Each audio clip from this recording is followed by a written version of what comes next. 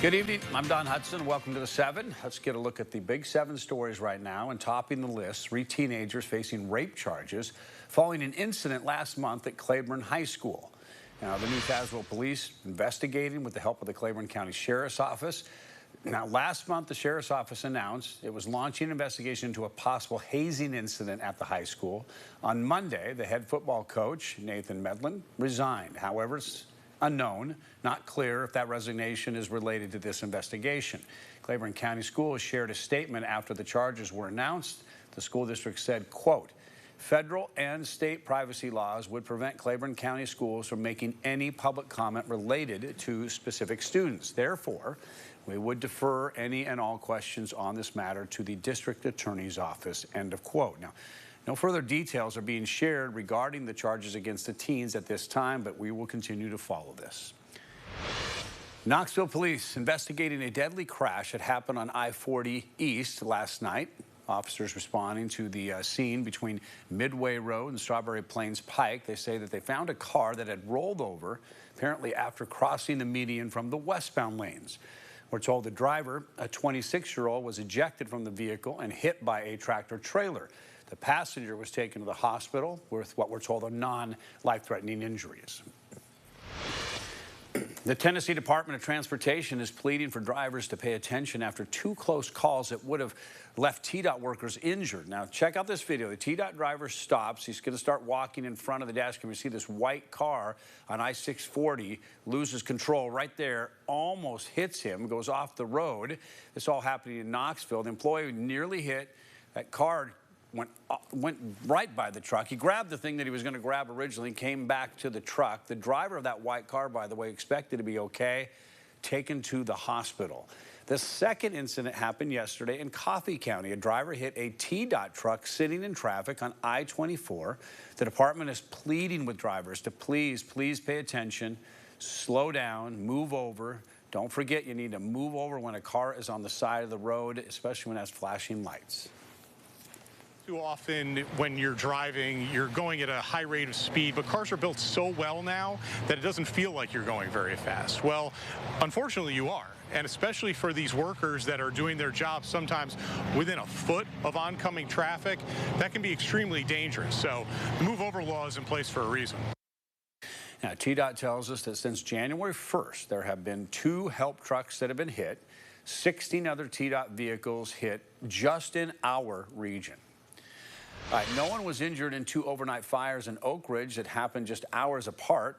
Just before 1 a.m., Oak Ridge Fire Department responding to a house on Houston Avenue where a garage was engulfed in flames. Then around 4:30 in the morning, officers responded to another fire on Newport Drive. They continued to work on that fire, making sure all the hot spots were extinguished till about 10 a.m. The Oak Ridge Fire Department's fire chief saying crews showed, quote, great strength and stamina during the fire. There were no civilian injuries. There were no firefighter injuries, so it all turned out well. This house that we're in front of here on Newport had 1 occupant with an animal, and they're both good. They are not on scene right now, so they made it out well. We're told the cause of both of these fires is still under investigation. An Oneida man has been convicted of the murder of a London, Kentucky, police officer.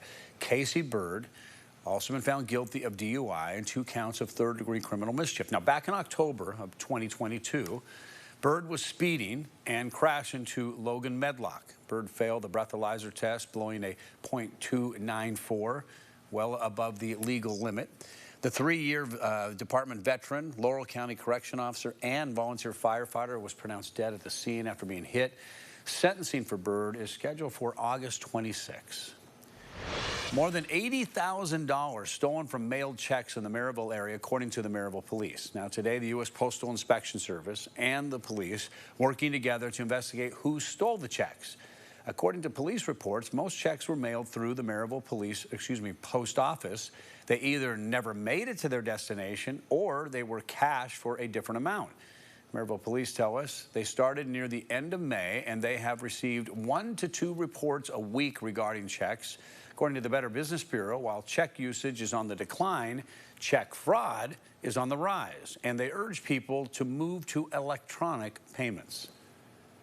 Anything to cut out the middle from the time you write the check to the person that's getting that check. And obviously a straight delivery is the best way, but like I said, putting it in a mailbox slot at the post office is the second best way, but then we're having problems there. So, you know, electronic payments, even though some people may feel a little uneasy about that because we hear about data breaches all the time, it's the safest way to pay. Now, the Bureau tells us electronic payments through a secure network are significantly safer than, of course, mailing a check. However, they say if you must mail one, be sure to drop it off at the post office in the lobby mail slot. And if you need to use a blue box, drop it off before the last pickup of the day.